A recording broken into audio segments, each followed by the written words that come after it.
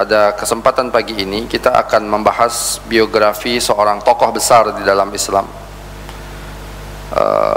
seorang yang namanya hari ini masih sering disebut oleh kaum muslimin. Bahkan beliau seorang tokoh yang membuat gentar orang-orang Kristen Eropa, dikarenakan kehebatan beliau, bahkan juga membuat takjub kehidupan beliau ini, baik bagi kaum muslimin yang mencintai dan seakidah dengan beliau, ataupun orang-orang yang berseberangan dengan beliau. Pembahasan kita yaitu tentang Sultan Salahuddin Al-Ayyubi rahimahullahu ta'ala.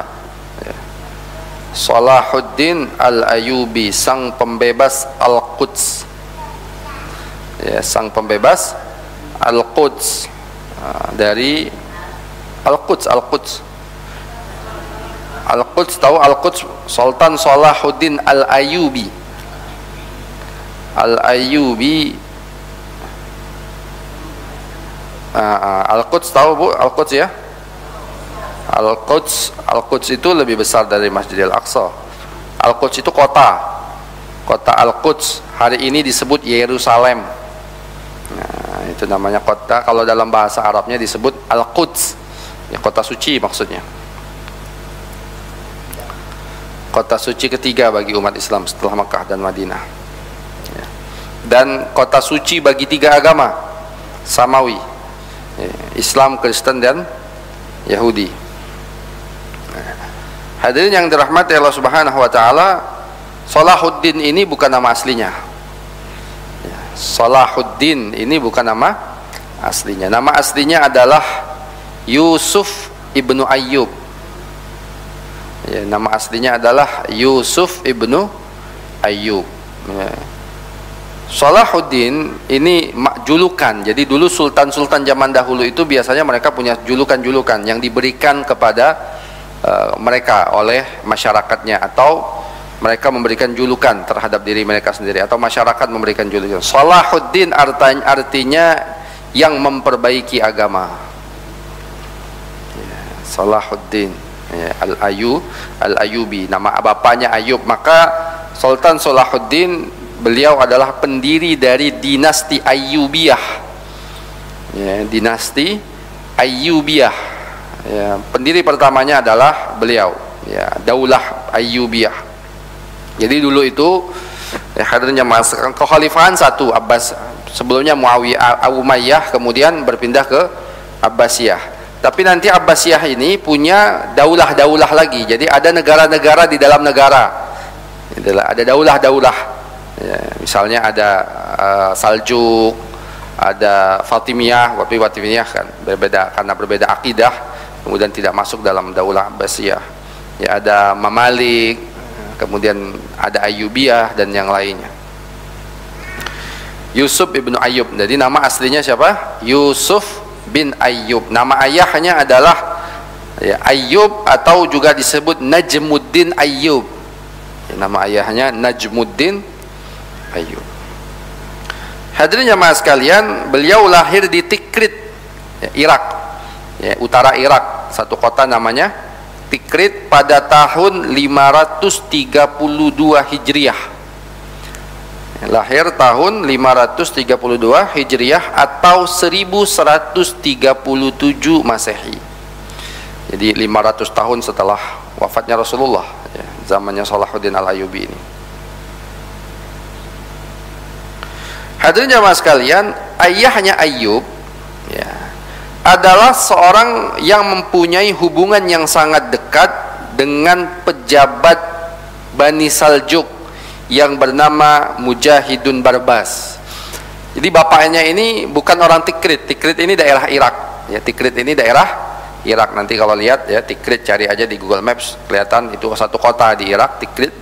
Ya, dia lahir di situ, tapi ayahnya bukan orang situ. Ayahnya ini orang dari Azerbaijan. Makanya Azerbaijan, ya, tahu Azerbaijan Bu?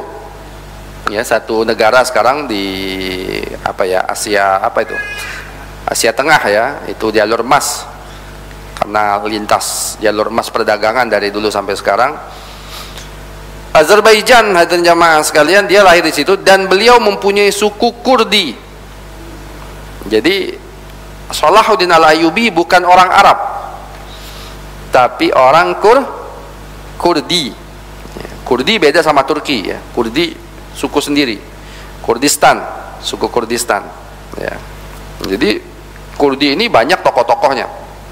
Ya, tokoh-tokohnya sangat banyak. Salah satunya adalah Salahuddin Al-Ayyubi, ini orang Kurdi yang sampai sekarang hari ini kan jadi konflik ya, suku Kurdi ini, karena dia tinggal di 3 negara. Jadi suku Kurdi ini tersebar di 3 negara hari ini, Turki, Irak, dan Syam atau Syria ya.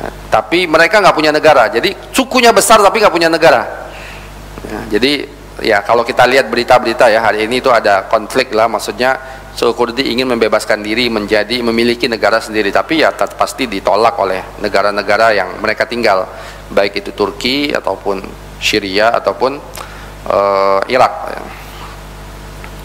Nah, jadi hadirin jamaah sekalian ya, dia ini aslinya orang Kurdi tapi tinggal di Tikrit, Irak. Karena kenapa? Bapaknya ya, Najmuddin Ayyub itu seorang pejabat, karena bapaknya ini sangat dekat dengan pejabat Bani Saljuk ya. Bani Saljuk, kalau Saljuk ini Turki ya, kalau Bani Saljuk ini keluarga Turki ya. Dia sangat dekat dengan Bani Saljuk ya, seorang pejabat Saljuk, yang kemudian pejabat ini memberikan tempat di Tikrit beliau sebagai pemimpin ataupun penjaga keamanan bagi wilayah Tikrit ya, bagi kota Tikrit itu.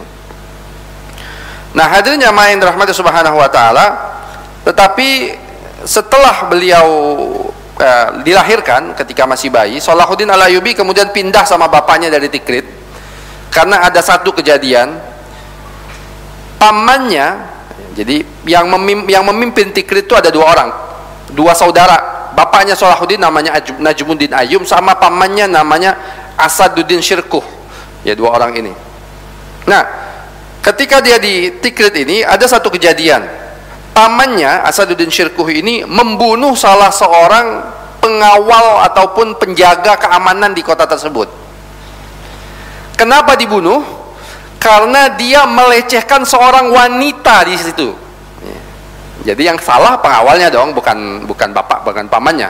Ya, pengawalnya ini melecehkan seorang wanita, dilihat oleh Asaduddin Syirkuh, kemudian dicegah dan akhirnya dibunuh karena dia melawan. Nah, karena dia bukan orang situ, karena dia bukan orang Tikrit, maka pengawal-pengawal ini bisa jadi nanti berbuat balas dendam lah atas kematian salah seorang temannya. Ya, maka ya akhirnya pejabat dari Bani Saljuk tadi yang bernama Mujahidun Barbas ini mengatakan, kalian malam ini pergi ya, kalau kalian nggak pergi bahaya, kalian bisa mati di sini.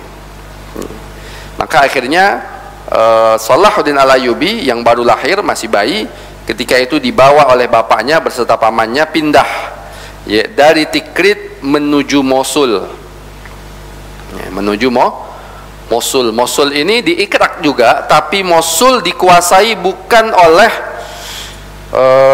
Saljuk, tapi Mosul dikuasai oleh sebuah kabilah atau sebuah daulah ya, yang dipimpin oleh Imaduddin Zanki. Nah, ini nanti ada hubungannya kepada pembebasan Al-Quds, karena pembebasan Al-Quds itu ya, ataupun perang terhadap perang salib ini sudah dimulai dari zamannya Imaduddin Zanki.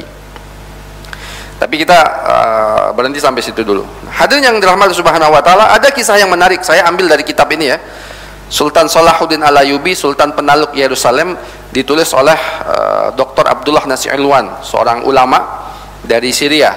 Abdullah Nasir Alwan, seorang ulama dari Syria, tapi dia kemudian hijrah ke Saudi dan meninggal dunia di situ. Jadi hadirin jamaah sekalian, ada sebuah kisah menarik tentang pernikahan ayah Salahuddin ini. Najmuddin Ayyub, bapaknya Salahuddin, namanya siapa? Ayyub ya, kita singkat aja Ayyub ya, biar nanti nggak pusing ngapalin nama-namanya ya Bu ya. Ya. Ayyub ini ketika dia masih muda, dia nikahnya agak telat Bu. Ya, jomblonya agak lamaan dikit gitu ya. Kalau bahasa kita sekarang. Nikahnya agak telat. Asaduddin Syirkuh paman adiknya, saudaranya, ketika itu sudah menjodohkan dia dengan salah seorang anak pangeran kalau nggak salah. Ini ada anak pangeran, anak kerajaan, perempuan cantik, kaya, dan bangsawan. Bang Arif kalau ditawarin gitu masih mau nggak, Arif? Ya, ini ada seorang perempuan cantik, baik, cantik, bangsawan, ya, kaya, ya sudah pasti, ya, ditawarin kepada siapa? Bapaknya Ayub ini. Tapi kemudian Ayub nolak. Najmuddin Ayub ini menolak. Apa alasannya menolak? Kata saudaranya Asaduddin Syirkum, kenapa engkau tolak perempuan ini? Ini perempuan baik-baik loh, ini perempuan pilihan, ya, keluarga kerajaan, kenapa engkau tolak? Ya. Maka kata ayahnya, wanita ini tidak sesuai dengan keinginan aku. Ya, maka si saudaranya tadi nanya kan, jadi keinginan kau itu bagaimana? Ini perempuan bukan sembarangan yang saya pilih, ya, keinginan kau itu bagaimana? Dia katakan, aku ingin mencari seorang perempuan yang solehah, yang baik, ya, yang bisa membawa aku ke surganya Allah Subhanahu wa Ta'ala, dan nanti aku akan melahirkan, aku akan menjadikan sebuah generasi, ya, seorang anak yang mampu membebaskan Al-Quds. Jadi dari sebelum Salahuddin lahir, ini bapaknya itu cita-citanya apa? Anaknya nanti yang akan membebaskan Al-Quds. Suatu saat si bapaknya ini tadi, Najmuddin Ayub, dia pergi ke majelis seorang ulama. Jadi dia terkenal dekat dengan para ulama, ya, walaupun dia seorang pejabat, tapi dia dekat dengan seorang ulama. Nah, ketika itu si ulama ini setelah dia mengajar, tiba-tiba si ulama ini ada yang manggil dari balik tirai, suara seorang wanita. Syekh, dia bilang gitu. Wah, ulama ini tahu suaranya, dideketin, ya, kemudian bicara dengan wanita ini. Maka si ulama ini tadi mengatakan kepada wanita ini, kenapa engkau tolak lelaki yang aku utus ke rumah engkau? Ya, ada seorang wanita yang ternyata dijodohkan oleh seorang ulama. Kenapa engkau tolak lelaki yang aku utus ke rumah engkau? Dia ini bukan lelaki sembarangan. Dia ini lelaki terpandang, keluarga kaya, keluarga kerajaan juga, gitu. Kenapa engkau tolak? Maka si wanita tadi mengatakan, wahai Syekh, dia ini tidak sesuai dengan kriteria aku. Jadi si perempuan ini juga bilang, yang dijodohkan sama Syekh ini sebelumnya nggak sesuai. Ya, kata Syekh, engkau ini maunya bagaimana? Ini yang saya pilih bukan, kalau bahasa kita sekarang, bukan kaleng-kaleng gitu. Bukan yang sembarangan. Ya. Maka kata si perempuan ini, wahai Syekh, aku pengen mencari seorang suami yang soleh, yang taat kepada Allah, yang mampu membawa aku ke surganya Allah Subhanahu wa Ta'ala, ya, dan kemudian kami mendapatkan seorang keturunan yang mampu membebaskan Al-Quds. Jadi si perempuan ini pun punya cita-cita anaknya nanti akan membebaskan Al-Quds. Bapaknya Salahuddin, Najmuddin Ayub, dengar perkataan ini. Wahai Syekh, dia bilang, ini yang aku cari, Syekh. Ini perempuan ini saya juga cari nih, yang seperti ini. Saya juga nyari sama dengan kriteria dia.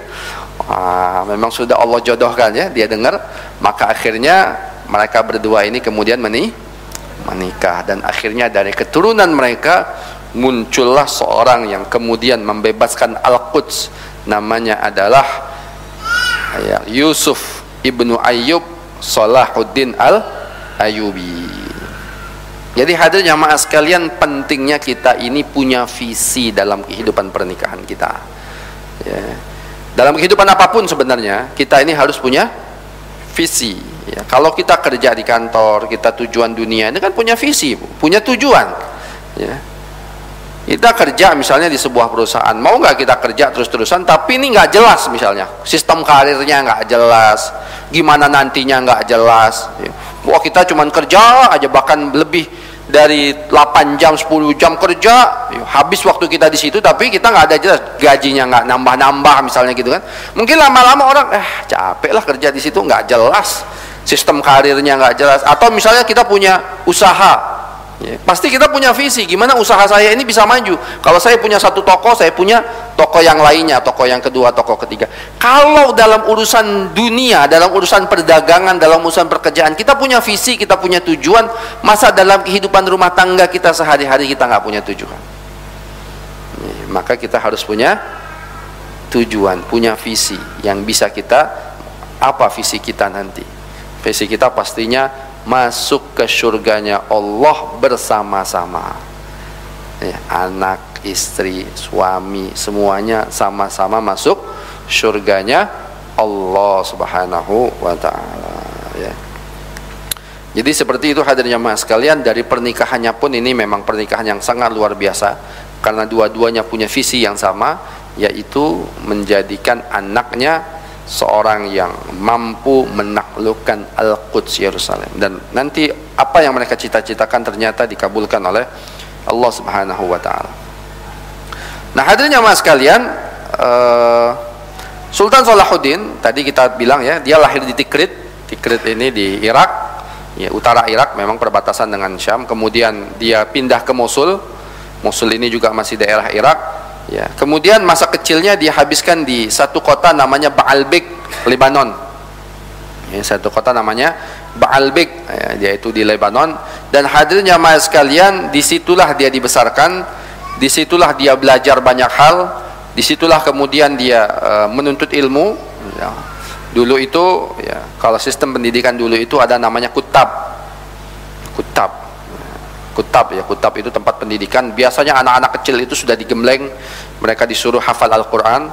Dan ini luar biasa ya, saya mungkin ibu pernah dengar lah, ada satu kajian Ustadz Budi Ashari hafizahullah ta'ala, ya, tentang parenting.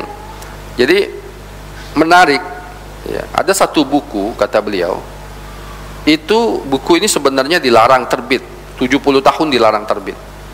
Ya, bukunya ditulis bukan oleh orang Islam ternyata, ditulis oleh orang Perancis atau orang mana gitu, saya lupa ya. Jadi keunggulan manusia-manusia zaman dahulu, para generasi kita terdahulu, jadi orang itu semakin cerdas kalau dia mampu menghafal atau dia mempunyai kosakata yang sangat banyak. Kita ini kan bisa bicara karena kita misalnya mempunyai kosakata yang banyak sehingga kita mampu bicara. Ya, kita misalnya lagi, gak usah bicara depan sini ya, bicara ngobrol aja ibu. Kalau kita tahu banyak hal, biasanya kita bisa berbicara banyak hal. Ya, tapi kalau kita nggak tahu apa-apa, ya apa yang mau dibicarakan gitu kan, mendingan diam aja gitu kan. Nah, maka di buku itu, kenapa zaman dahulu itu, ya, kemudian generasi Islam ini mampu menghasilkan manusia-manusia hebat? Karena dari kecil mereka itu sudah disuruh menghafal. Salah satunya adalah yang paling utama menghafal Al-Quran. Maka alhamdulillah kita bersyukur hari ini. Ya, rumah-rumah tahfiz ya, yang fokus untuk menghafal Al-Quran itu kemudian banyak di mana-mana ya. Kita bersyukur kepada, walaupun masih kurang. Ya, karena nanti kan Al-Quran itu bukan hanya dihafal, tapi bagaimana memahami Al-Quran. Ya, jadi seorang itu bukan hanya dia hafal Al-Quran, tapi bagaimana dia menghafal, dia memahami Al-Quran. Maka ketika dia memahami Al-Quran, ya dia harus punya ilmu alat untuk memahami Al-Quran. Dalam bahasa Arab, ilmu nahu, ilmu sharaf, ilmu balaghah, ilmu mantik, dan yang lainnya. Ya, kemudian juga dia harus memahami fikih, ya, sebagai modal dia dalam kehidupan dia sehari fikih ini. Ya. Nah, hadirin jamaah sekalian, Salahuddin Al-Ayyubi ya, sebagaimana anak kecil di zaman itu, hampir semua anak kecil mereka belajar, mereka menghafal Al-Quran, mereka kemudian belajar kitab-kitab para ulama ya. Bahkan hadirin jamaah sekalian, dia hadir ke majelis-majelisnya para ulama ya. Dan di sini dicatat ada beberapa orang guru-guru beliau ya, guru-guru dia, salah satunya adalah Abu Tahir As-Salafi, Abu Tahir bin Auf Qutbuddin An-Naisaburi, Abdullah bin Barri, dan yang lainnya. Bahkan hadirin jamaah sekalian, Salahuddin Muda ini sudah menghafal Al-Quran, dia hafal Al-Quran, ya. Juga dia hafal kitab At-Tanbih. Jadi bukan hanya baca, Bu, tapi hafal kitab At-Tanbih, ya, yaitu kitab dalam fikih mazhab Syafi'i. Ya, fikih mazhab Syafi'i salah satunya adalah kitab At-Tanbih, ya. Dan juga kitab, beliau juga hafal kitab Al-Hamasah. Kitab Al-Hamasah ini satu kitab dalam bidang syair. Satu kitab dalam bidang syair-syair Arab, Adabul Arab, ya. Adabul Arab itu syair-syair Arab. Ya. Seperti itu. Jadi Salahuddin Al-Ayyubi ketika masih muda, seorang yang disibukkan juga dengan ilmu sebagaimana anak muda yang lain. Beliau belajar menghafal Al-Quran, menghafal kitab-kitab fikih, ya, dibina, dan juga beliau belajar memanah, belajar menunggang kuda sebagai seorang panglima perang. Juga beliau nanti belajar, dan nanti kemudian beliau mulailah ikutin, karena pamannya Asaduddin Syirkuh ini juga seorang panglima besar, dan dia biasanya sudah mulai diutus oleh pamannya untuk ikut dalam peperangan-peperangan, ya, terhadap kaum salib bersama pamannya. Nah, hadirin jamaah sekalian, sebelum kita bicara tentang lebih jauh tentang Salahuddin Al-Ayyubi, kita akan bicara bagaimana pasukan salib ini menguasai Al-Quds atau menguasai Yerusalem. Nah, ini sebelumnya, ya, kalau ibu-ibu pernah nonton satu film bagus, ini satu film buatan Hollywood, tapi film ini agak sedikit, lebih objektif lah dalam menilai. Judul filmnya Kingdom of Heaven. Kingdom of Heaven, kerajaan surga. Itu ada cerita tentang Sultan Salahuddin di situ. Kingdom of Heaven, ya, kerajaan surga. Ini cerita tentang bagaimana penaklukan Yerusalem dari yang sebelumnya dikuasai oleh pasukan salib, kemudian dikuasai oleh Salahuddin Al-Ayyubi. Ya, Kingdom of Heaven. Ya. Tidak, mungkin 90% atau 80% secara sejarah, ya, bisa dibuktikan secara ilmiah lah, bagus ceritanya. Ya, hadirin jamaah yang dirahmati Subhanahu wa taala, salah satu penyebab perang salib itu, ya, ada dua hal, ya, yang sangat besar penyebab perang salib, ya. Yang pertama yaitu perseteruan antara Bani Saljuk dan kerajaan Bizantium. Ya, dulu hadirin jamaah sekalian, kan setelah zaman Rasulullah, para khalifah Abu Bakar, Umar, Utsman, Ali, kemudian diganti oleh dinasti Bani Umayyah. Setelah dinasti Bani Umayyah diganti dinasti Bani Abbasiyah. Abbasiyah keturunan Abbas bin Abdul Muthalib yang memimpin. Nah, awal-awal masa Bani Abbasiyah, Islam itu sangat kuat. Di zaman dinasti Umayyah pun Islam sangat kuat, ya. Tapi kemudian setelah zaman Umar bin Abdul Aziz, itu dinasti Bani Umayyah mengalami kemerosotan, ya, karena banyak raja-rajanya yang kemudian, ya, disibukkan dengan dunia dan yang lainnya, ya. Maka kemudian tergantikan oleh dinasti Bani Abbasiyah, keturunan Abbas bin Abdul Muthalib, pamannya Rasulullah SAW, Bani Hashim. Nah, hadirin jamaah sekalian, ketika daulah Bani Abbasiyah ini berkuasa, di awal-awal itu sangat hebat-hebat, ya. Raja-raja mereka ini sangat hebat-hebat. Ya, ada namanya Harun al-Rasyid, ya, kita kenal, ya, Harun al-Rasyid, ya, Al-Mu'tasim Billah. Kemudian sebelum-sebelumnya juga raja-raja yang Abdullah As-Saffah, ya, kemudian banyak raja-raja yang hebat di zaman itu. Bahkan ilmu itu kemudian tersebar luas di zaman dinasti Bani Abbasiyah ini. Tapi karena hebatnya mereka, ya, kemudian Islam ini begitu kaya raya, dinasti Bani Abbasiyah ini kemudian sedikit demi sedikit melemah, ya, sedikit demi sedikit melemah, ya. Dan hampir saja sebenarnya, ya, dikuasai atau ditaklukkan atau disingkirkan oleh sebuah kekuatan baru, yaitu dinasti Bani Fatimiyah di Mesir. Jadi muncul di Mesir ketika itu dinasti Bani Fatimiyah. Fatimiyah ini yang ideologinya atau alirannya adalah aliran Syiah. Ya, jadi Mesir dulu beberapa ratus tahun pernah dikuasai dinasti Bani Fatimiyah, ya, yang Syiah. Nah, ada jamaah sekalian, tapi kemudian muncul orang-orang Turki. Orang-orang Turki. Orang Turki ini bukan orang Arab, Bu. Orang Turki ini bukan orang Arab. Orang Turki ini satu kawasan Turkistan, ya, itu ya di Asia Tengah juga, bangsa Turki ini. Kemudian muncul, mereka membuat kerajaan namanya Bani Saljuk. Ya, maka Bani Saljuk ini karena orangnya kuat-kuat, badannya gede-gede, tinggi-tinggi, dan orang Turki terkenal dalam ahli perang.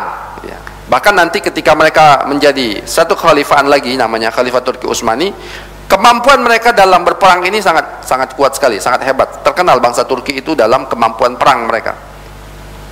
Nah, akhirnya mas kalian, akhirnya Bani Saljuk ini, walaupun ada dinasti Bani Abbasiyah, tapi yang membackup atau menjaga keamanan, yang menjaga pinggiran-pinggiran dinasti kerajaan Bani Abbasiyah ini Bani Saljuk. Ya, orang Turki, ya, orang Turki. Jadi dinasti Abbasiyah kan di Baghdad. Kan pinggiran-pinggirannya kan kemudian ya perbatasannya kan itu kan langsung berbatasan dengan Bizantium, dengan Romawi. Ya. Nah, yang menjaga ini yang diperintahkan oleh dinasti Abbasiyah itu Bani Saljuk. Sampai kemudian ada satu peperangan yang sangat besar, namanya peperangan Manzanit. Peperangan yang sangat besar, ya, antara Bani Saljuk dan Bizantium. Ya. Panglimanya ketika itu namanya Arslan. Ya. Apa saya lupa ya. Arslan kalau nggak salah namanya, panglima bangsa Turki, pemimpinnya ketika itu. Alf Arslan, ya, namanya adalah Alf Arslan. Ada peperangan yang kemudian hadirin jamaah sekalian, Bizantium ini sampai kalahnya telak bener, ya. Kalahnya telak benar sampai panglimanya atau rajanya, yaitu seorang raja dari Bizantium, itu mampu disandra oleh Bani Saljuk. Kita bisa bayangkan ya, Bizantium ini, Bu. Bizantium ini disebut dengan Romawi Timur. Mereka lah yang menguasai Konstantinopel, ya, atau Istanbul hari ini. Ya. Itu kerajaan yang sangat besar di zaman itu. Ya, jadi dulu Roma itu kan kerajaan sangat besar, terpecah menjadi dua, Romawi Barat dan Romawi Timur. Romawi Timur lebih hebat daripada Romawi Barat. Ya. Hadirnya mas kalian, rajanya mampu dikalahkan, pasukannya dikalahkan, bahkan rajanya itu ditawan. Ya. Dan ini membuat gempar Eropa. Ya, kejadian ini membuat gempar Eropa yang Kristen. Walaupun Eropa kebanyakan adalah berbeda agama, karena mereka Eropa itu kebanyakan ya Kristennya Kristen Katolik, ya, sedangkan Bizantium ini Kristennya Ortodoks, ya beda ya, kayak Kristen Timur Tengah hari ini. Kristen Timur Tengah, Mesir, Syria, ya, kemudian Irak, itu kan banyak agama Kristen ya, sama Rusia. Ya, Rusia juga. Ya, Rusia itu Kristennya beda, Bu, dengan Roma, karena Roma itu Katolik, kalau mereka ini Ortodoks. Ya. Cirinya salah satu Ortodoks itu gerejanya bentuknya kayak masjid Kubah, ya, bulat. Nah, jadi makanya kan di Turki itu apa Pak namanya Pak? Hagia Sophia itu kan gereja awalnya. Nah, Hagia Sophia atau Hagia Sophia itu kan gereja awalnya yang dijadikan masjid kan bulat kubahnya, gitu ya. Itu karena itu bukan gereja Katolik tapi gereja Ortodoks. Nah, jadi hadirnya mas kalian, yang ini membuat gempar ya. Di Eropa hal ini membuat gempar. Bizantium kalah oleh Bani Saljuk ya, itu yang penyebab pertama. Maka mereka punya keinginan untuk kemudian menaklukkan Saljuk, bangsa Turki ini, dan kemudian menguasai beberapa negara Islam. Yang kedua juga, salah satu penyebab kenapa terjadinya perang salib adalah ada gangguan yang dilakukan oleh orang-orang Saljuk. Jadi Yerusalem ketika itu sebelumnya dikuasai oleh Fatimiyah, tapi kemudian orang Saljuk, ya, orang Turki ini, orang Saljuk kemudian mampu mengusir Fatimiyah, kerajaan Fatimiyah dari Yerusalem, dan kemudian dikuasai oleh orang Saljuk. Ya, orang Saljuk, maksudnya mereka macam-macam, ada yang baik, muslimnya taat, tapi ada juga yang tidak. Ya, namanya manusia kan sama aja. Ya. Maka hadirnya mas kalian, maka para peziarah Kristen ini yang kemudian datang dari Eropa menuju Yerusalem, kan Yerusalem ini kita sudah sebut tadi kota suci 3 agama, Islam, ya, Kristen dan Yahudi. Ya, dia 3 suci kota suci 3 agama. Nah, maka Yerusalem dari dulu banyak penziarah datang. Ya, ziarah datang ke gereja ya yang di dekat Masjid Al-Aqsa, ke Bethlehem ya, dan yang lainnya. Mereka sampai sekarang kan masih banyak penziarah Kristen. Ya, hadirnya maka mereka berziarah ke situ, dan beberapa di antara mereka ini mendapatkan perlakuan yang ya diskriminasi lah kalau bahasa sekarang itu oleh penguasa Saljuk ketika itu. Walaupun tidak sampai terjadi pembunuhan atau perampokan, tapi ada diskriminasi. Ya, ada kesewenang-wenangan. Nah, ini makanya kita ini kan nggak boleh melakukan kezaliman sekecil apapun itu, walaupun kepada non-Muslim. Ya nggak boleh kita lakukan. Nah, ini ketika itu terjadi diskriminasi yang tidak bisa kita tutupin dari catatan sejarah. Memang banyak ahli sejarah yang walaupun tidak sampai misalnya mereka dirampok hartanya, dijarah ataupun dibunuh, nggak sampai segitu. Tapi ada terjadi kezaliman sedikit. Nah, hadirnya jamaah sekalian, pada tahun 486 Hijriah, seorang rahib Prancis bernama Peter the Hermit mengunjungi Yerusalem. Jadi seorang rahib atau seorang pendeta Prancis namanya Peter the Hermit datang ke Yerusalem.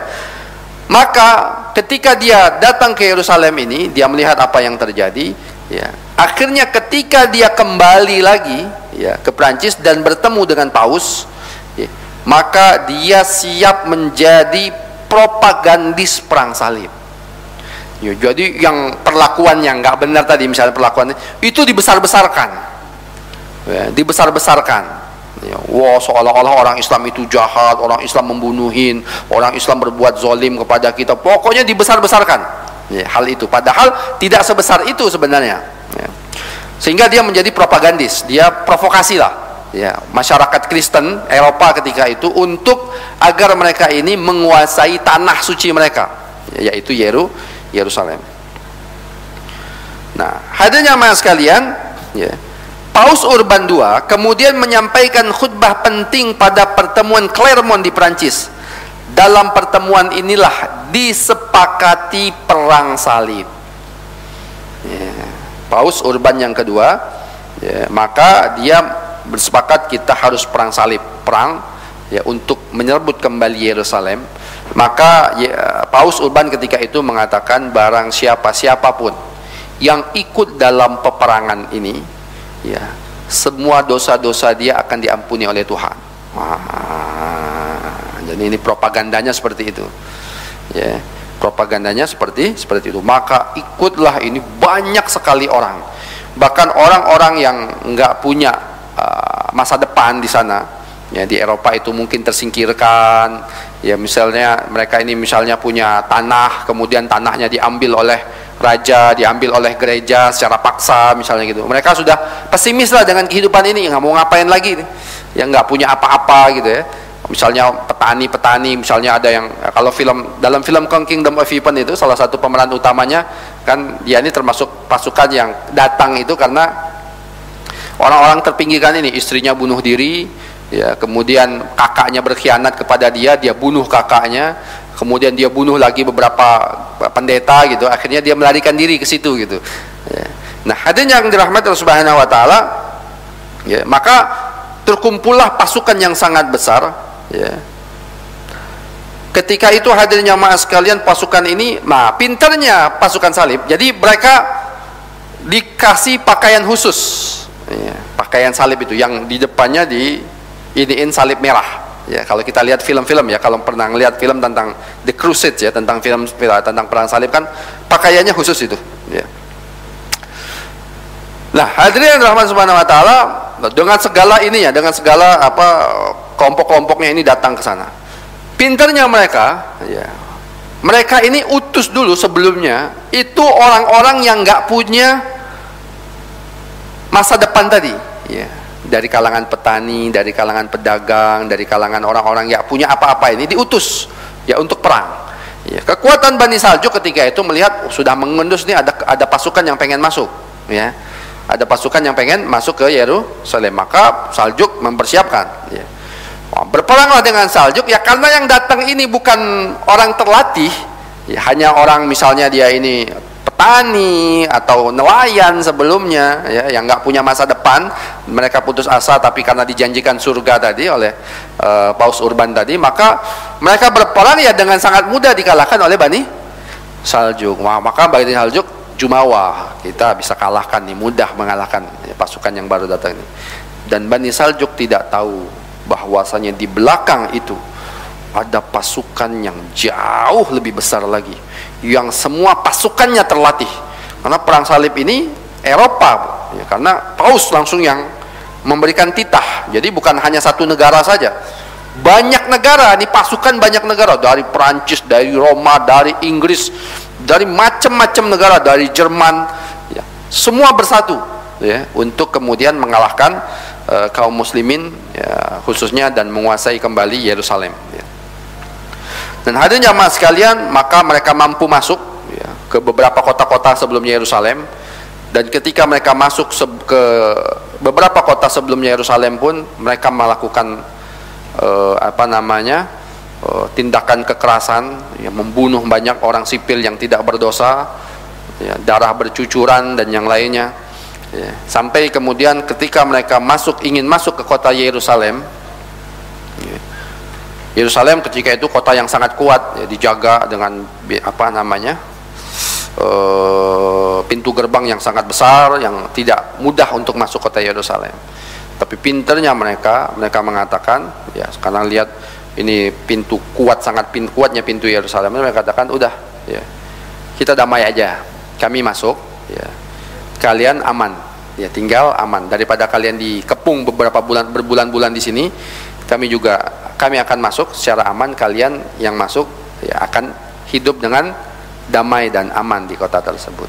Tapi hadirin yang sekalian, akhirnya karena terpengaruh dengan janji tersebut ya, dibukalah gerbang ya, mereka mampu masuk. Hadirin jamaah sekalian, ternyata janji tinggal janji, mereka melakukan pembantaian secara besar-besaran ketika masuk ke Yerusalem ya. Dalam sebuah ya, catatan, mereka membantai semua warga di sana, baik itu Kristen ya, yang juga tinggal di situ, karena Kristennya Ortodoks, bukan satu agama ya, bukan Katolik ya.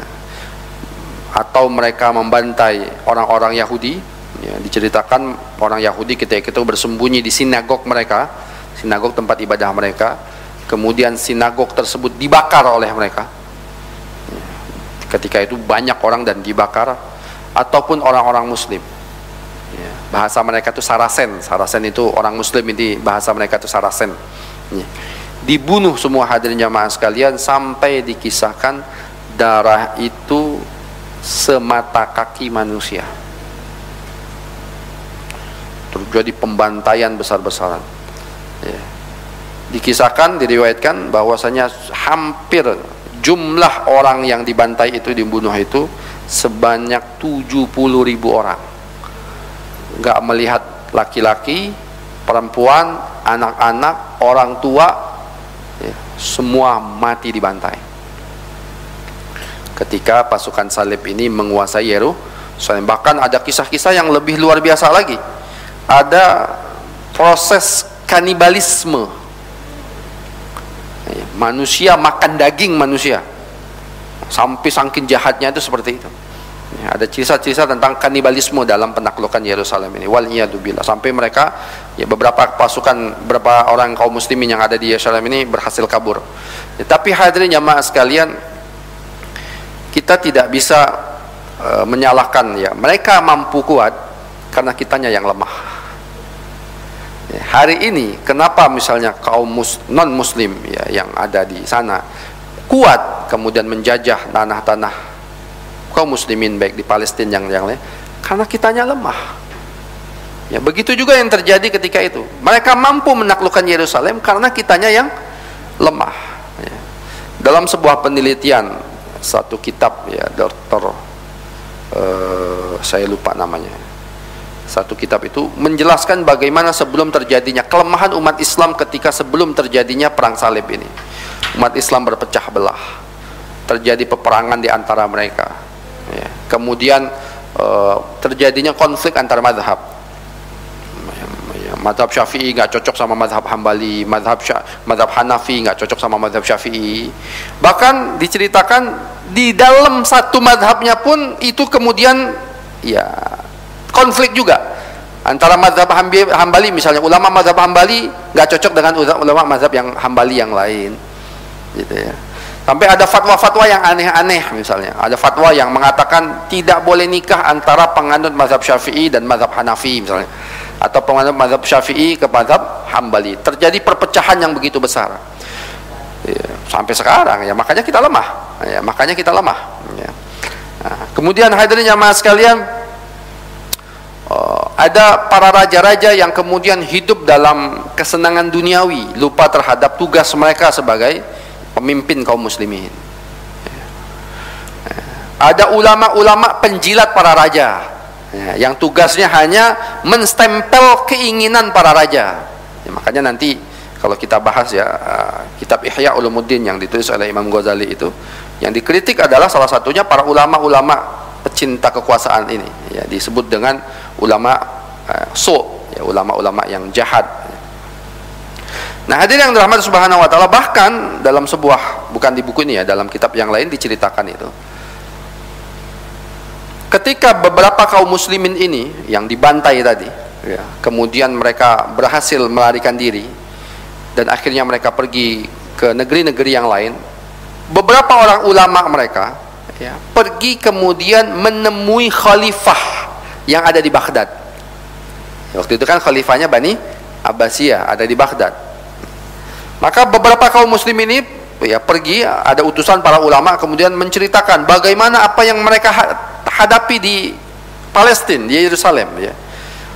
Maka mereka datang kepada khalifah, cerita ya, wahai khalifah, kami ini kaum muslimin sedang kesulitan ya, kami dibantai, keluarga kami dihabisin ya, harta kami dijarah oleh mereka, rumah kami dibakar dan yang lainnya ya.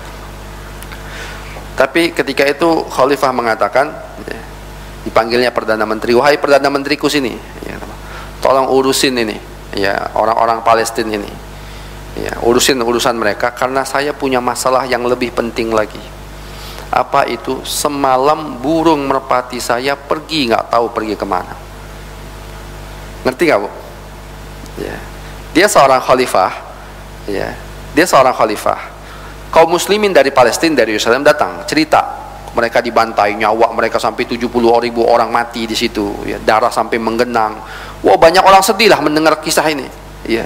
Cerita kepada khalifah, tapi khalifah bilang, wahai Perdana Menteri, tolong urusin urusan ini ya, karena saya punya urusan yang lebih penting. Apa itu? Semalam burung merpati saya pergi, kabur. Jadi urusan burung merpatinya lebih besar daripada 70.000 nyawa yang melayang. Masya Allah, bagaimana tidak kelemahan umat Islam ketika itu ya. Nah, maka wajar kalau ketika itu kemudian pasukan salib mampu menaklukkan Yerusalem dan membunuh banyak kaum muslimin yang ada di sana ya. Dan hadirin jamaah sekalian, percobaan itu mulai ya, beberapa kali terjadi, tapi kaum muslimin karena lemah ya kalah terus ya, nggak bisa bersatu, mereka kalah terus. Nah, hadirin jamaah sekalian, kaum muslimin mulai memiliki kekuatan ya. Kaum muslimin kemudian mulai memiliki kekuatan dan mampu menaklukkan Yerusalem ya. Itu ketika seorang pemimpin namanya adalah Imaduddin Zanki yang menguasai Mosul dan Syria ya. Jadi sebelum Salahuddin ini sudah terjadi peperangan-peperangan, dimulai dari masa tadi saya sudah sebut ya, ketika cerita bapaknya Salahuddin ini kan diselamatkan oleh Imaduddin Zanki. Nah, mulai perlawanan itu di masa Imaduddin Zanki ya, perlawanan, dan itu sudah mulai kembali perlawanan ya, dan terjadi kemenangan-kemenangan bagi kaum muslimin. Artinya kaum muslimin mulai memberikan taringnya, kekuatannya.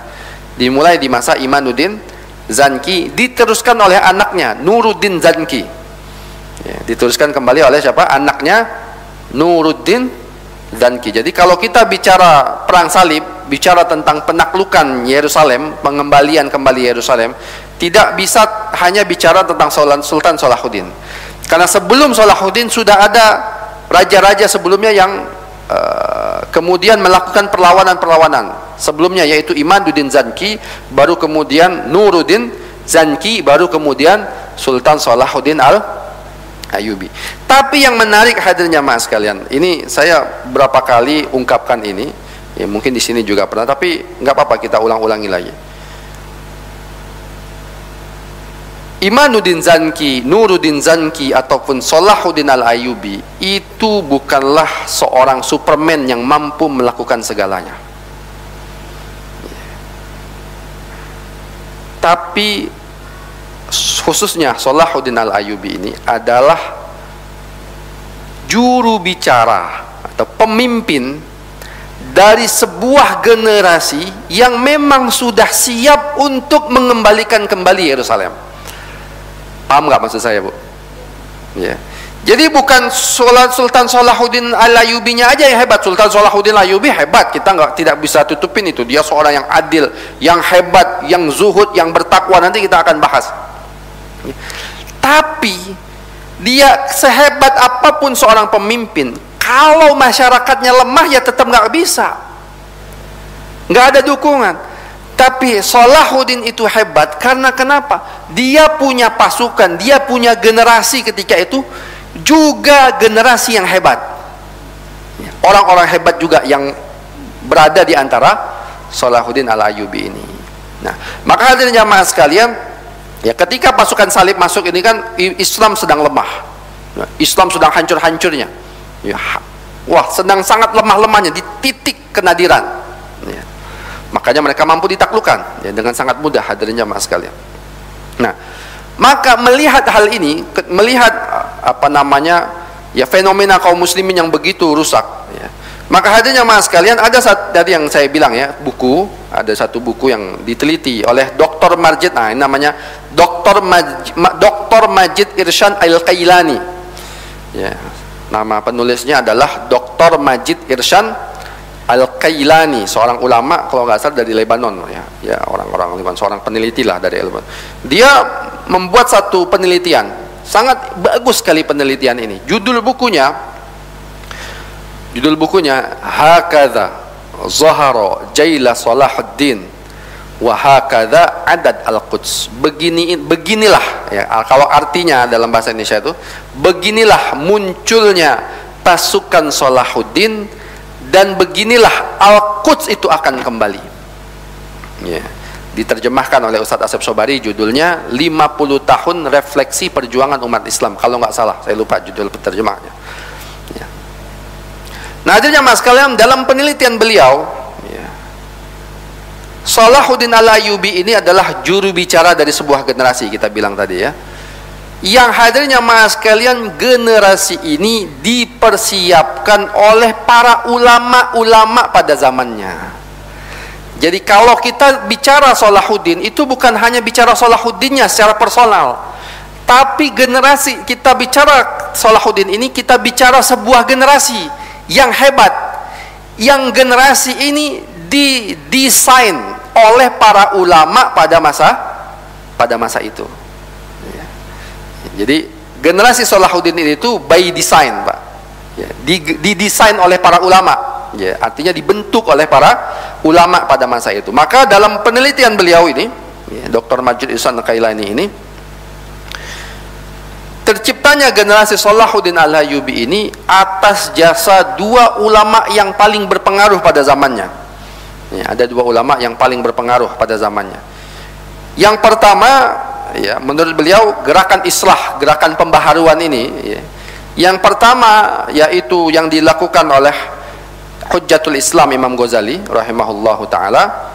Yang kedua yaitu Syekh Abdul Qadir Al-Jailani ya, Syekh Abdul Qadir Al-Jilani sebenarnya yang lebih pas ya, Syekh Abdul Qadir Al-Jilani, seorang ulama juga ya. Dan Dr. Majid Irsyad Al-Qailani keturunan ya, salah seorang keturunan daripada Syekh Abdul Qadir Jilani pada hari ini, masih ada keturunannya ya, salah satunya penulis buku ini. Nah, jadi hadirin yang rahmat subhanahu wa ta'ala, menurut beliau ini dua ulama ini yang paling besar. Gerakan pertama itu dilakukan oleh Imam Ghazali rahimahullahu ta'ala. Jadi Imam Ghazali itu khususnya dalam kitab Ihya Ulumuddin itu memetakan ya penyakit-penyakit umat ketika itu. Penyakit umat itu apa? adanya para filosof yang menyimpang, ya, para filosof, para filsafat yang menyimpang. Makanya Imam Ghazali menulis satu kitab namanya Tahafutul Falasifah, ya, rancunya pemikiran para ahli filsafat, ya, dikritik. Dan Imam Ghazali ketika mengkritik ahli filsafat, beliau sudah belajar lebih dahulu bagaimana filsafat itu, ya, Tahafutul Falasifah, ya.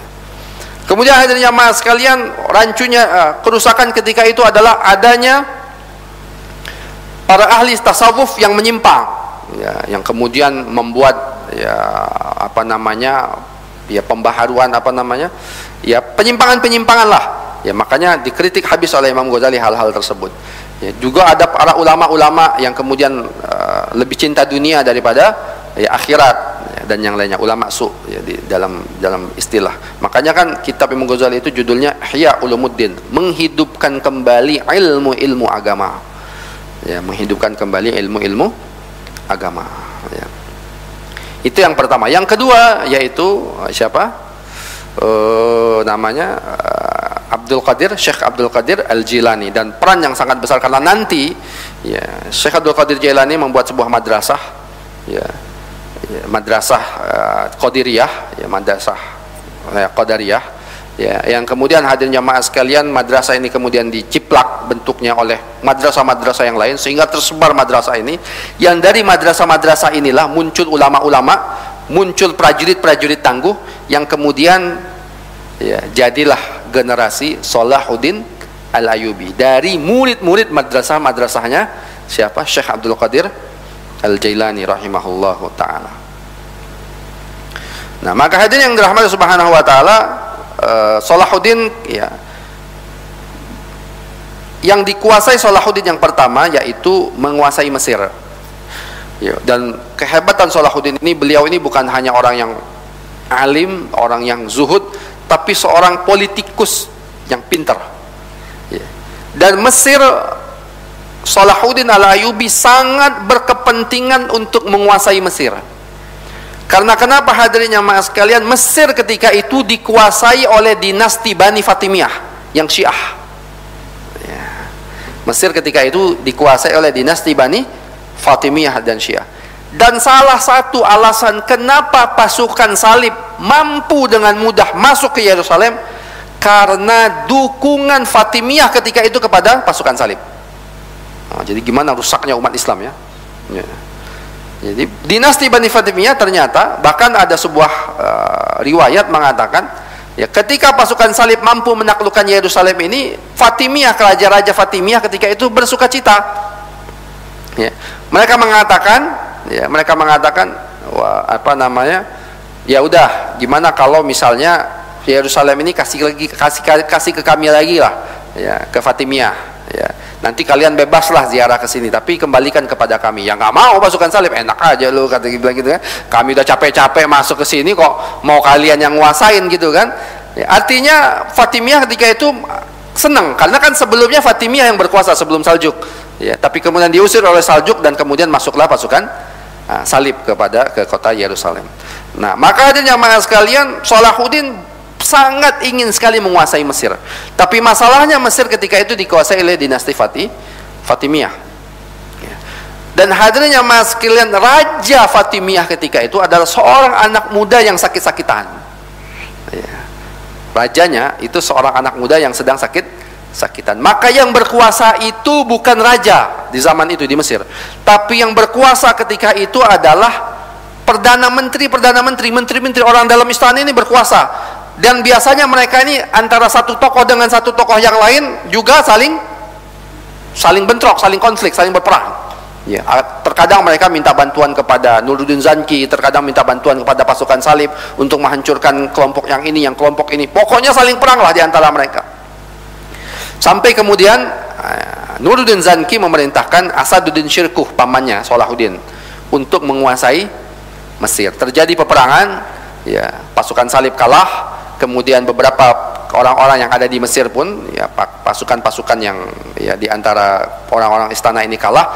Dan akhirnya rajanya masih ada, raja yang masih muda tadi masih ada, tapi perdana menterinya yaitu Asaduddin Syirkuh, ya, pamannya Salahuddin Al-Ayyubi, ya. Asaduddin Syirkuh. Hadirin jamaah sekalian, Asaduddin Syirkuh meninggal dunia. Ya. Maka ketika itu orang mencari siapa pengganti Asaduddin Syirkuh untuk menjadi perdana menteri di Mesir. Ya. Maka hadirin jamaah sekalian, pihak istana kemudian mengusulkan Salahuddin Al-Ayyubi. Karena kenapa? Salahuddin Al-Ayyubi dianggap masih muda. Ya, masih 30-an umurnya, masih sangat muda. Ya, kemudian dianggap ya dia belum bisa mampu apa-apa gitu ya, karena dia belum terbiasa, maksudnya belum banyak peperangan, dan mereka nggak tahu nanti Salahuddin Al-Ayyubi lah yang kemudian menghapuskan daulah Bani Fatimiyah secara keseluruhan. Ya, dia yang kemudian mengambil alih dinasti Fatimiyah, ya, kemudian menjadikan dia, dan nanti dia pun yang sangat berjasa menghilangkan pengaruh akidah Syiah di Mesir. Ya, karena Mesir ketika itu ratusan tahun dikuasai oleh Bani Fatimiyah yang Syiah. Nah, jadi hadirin jamaah sekalian, maka Salahuddin pertama kali menguasai Mesir. Tapi hebatnya Salahuddin, ya, ini hebatnya Salahuddin. Nuruddin Zanki di Syria, di Damaskus itu selalu membuat surat agar Salahuddin mengkudeta lah bahasanya ya, mengkudeta raja yang sakit-sakitan ini. Tapi itu tidak pernah dilakukan sama sekali oleh Salahuddin Al-Ayyubi. Nggak pernah dilakukan, Pak. Karena kenapa? Salahuddin Al-Ayyubi bermain sangat cantik. Ya, dia tidak mau kalau dia kudeta, nanti kan ada orang yang pecinta raja ini pun akan tidak suka kepada dia. Maka apa yang dilakukan Salahuddin Al-Ayyubi? Yang dilakukan Salahuddin Al-Ayyubi meratakan keadilan seadil-adilnya.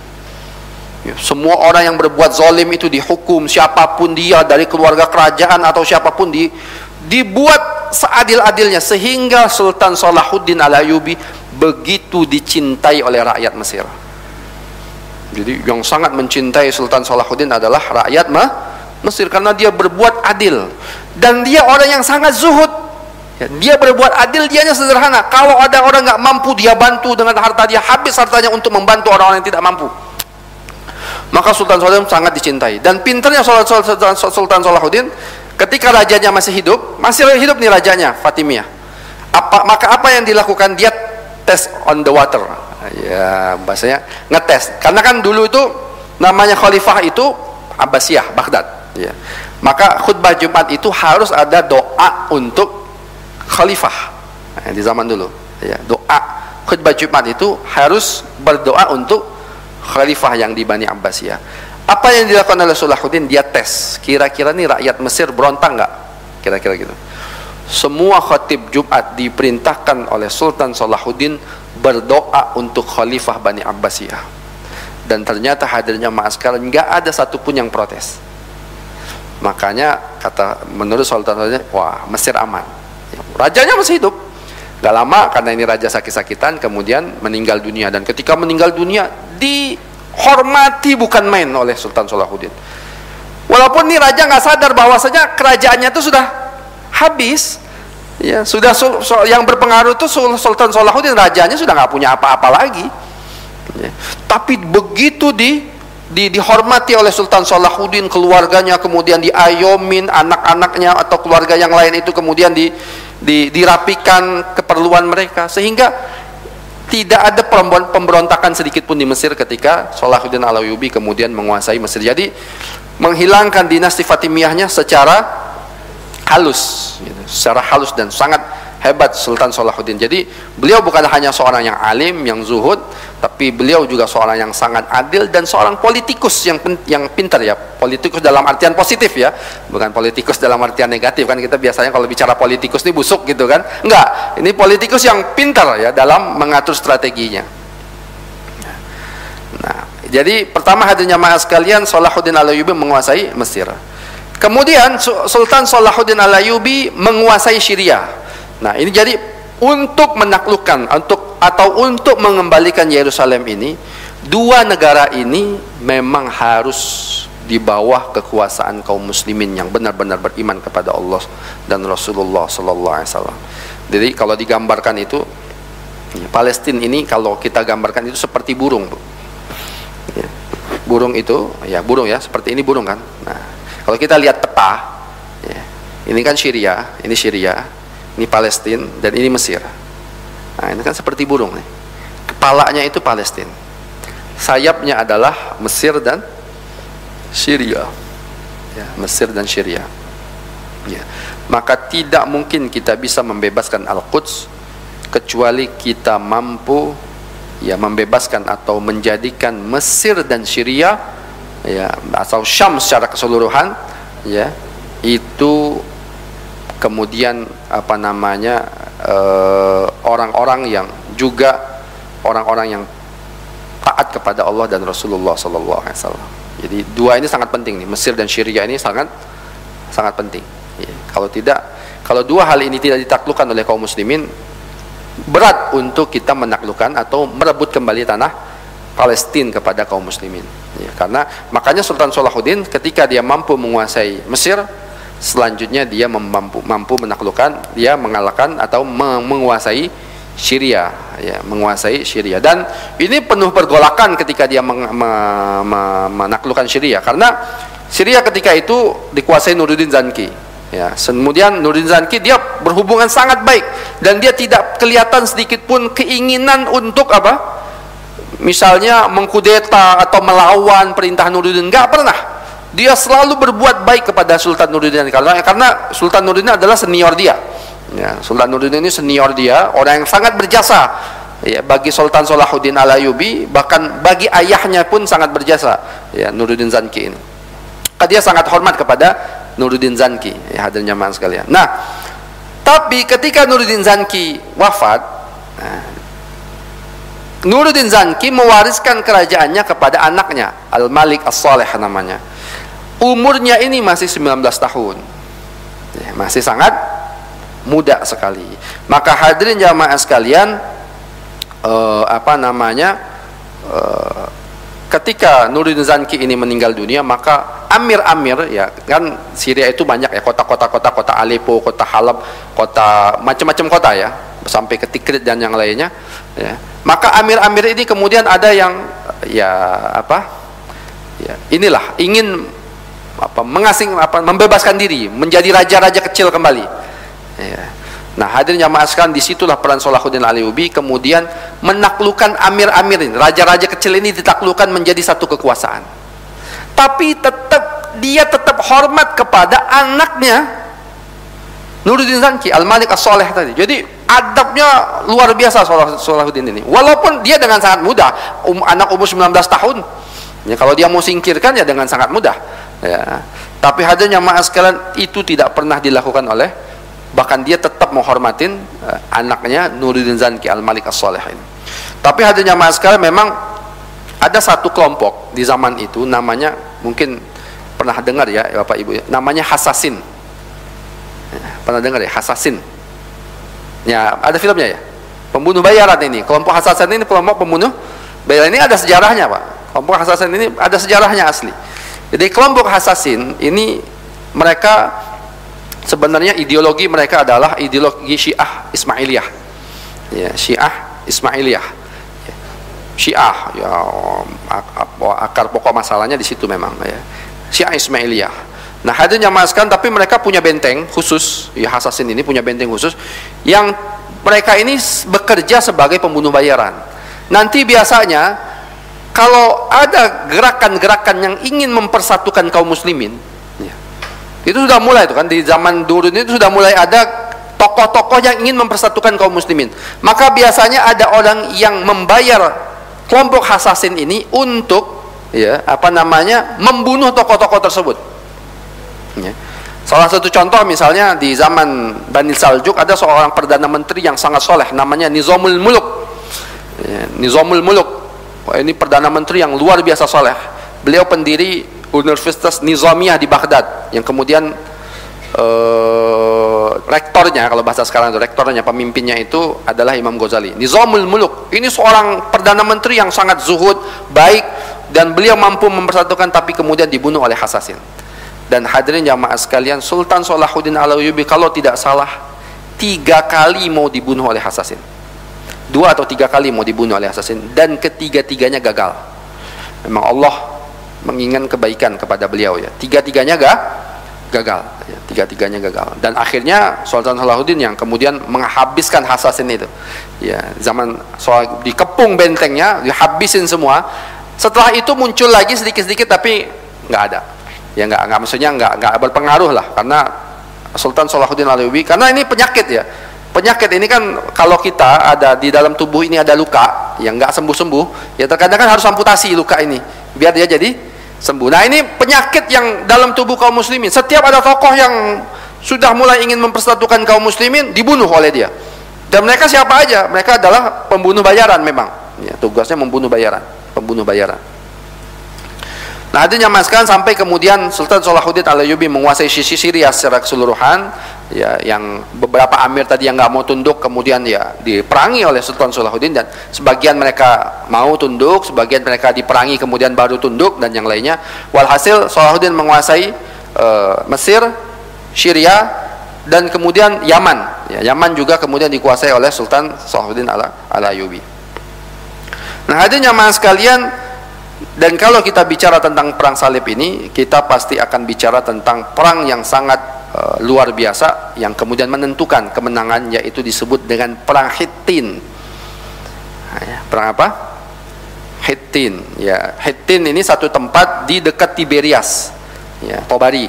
Ya, kalau bahasa Arabnya Tobariyah, ya, bahasa Israelnya Tiberias, Danau Tiberias, ya, sekarang di Israel dan Yordan.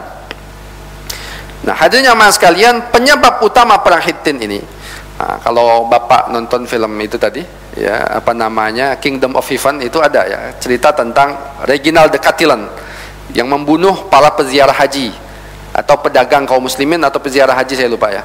Ya, jadi sebenarnya kerajaan Yerusalem ketika itu punya perjanjian dengan Sultan Salahuddin tidak saling ganggu. Ya, peziarah haji atau pedagang boleh lewat, jadi tidak saling ganggu. Tapi Reginald de Catilan ini seorang yang sangat jahat, ya, dia kemudian mencegat kafilah dagang kaum muslimin, membunuh mereka, ya. Bahkan yang sangat membuat Sultan Salahuddin Al-Ayyubi begitu marah adalah dia menghina Nabi Muhammad sallallahu alaihi wasallam. Ya, menghina Nabi Muhammad sallallahu alaihi wasallam.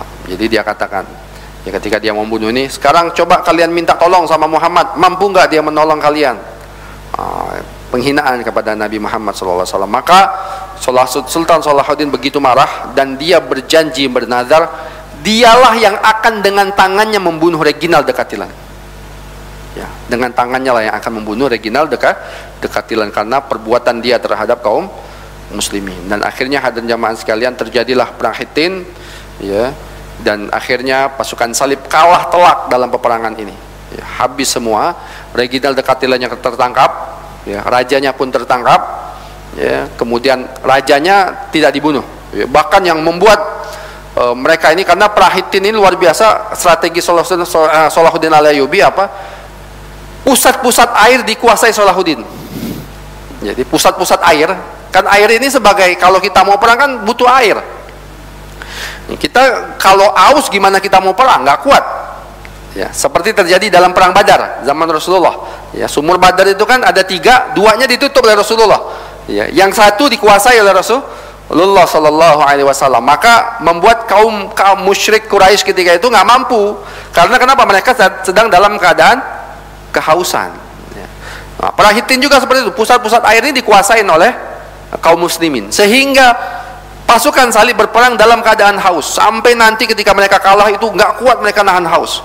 Ya, Reginald de Catilan dibunuh oleh Sultan Salahuddin Al-Ayyubi, ya, karena perbuatan dia kepada kaum muslim. Tapi rajanya, Reginald de Catilan bukan seorang raja, Raja Yerusalem nggak dibunuh, ya, tidak dibunuh, bahkan dihormati oleh Sultan Salahuddin Al-Ayyubi, ya, rajanya ini. Ya. Nah, hadirin yang dirahmati Subhanahu wa taala, ketika selesai perang Hittin ini, maka Yerusalem kalah, ya, mampu ditaklukkan oleh Sultan Salahuddin, dan Sultan Salahuddin Al-Ayyubi kemudian berbuat hal 360 derajat terbalik dari apa yang dilakukan oleh pasukan salib ketika masuk ke Yerusalem. Ya, kita tadi cerita ketika pasukan salib masuk ke Yerusalem gimana, Pak? 70.000 orang mati, ya, dibantai oleh pasukan salib. Tapi ketika Salahuddin Al-Ayyubi menguasai Yerusalem, Sultan Salahuddin Al-Ayyubi membebaskan mereka dari, ya, tawanan-tawanan. Ya. Bahkan ketika itu Ya, mereka yang berperang pun, para pasukan-pasukan ini ditawan, menjadi tawanan, dibebaskan.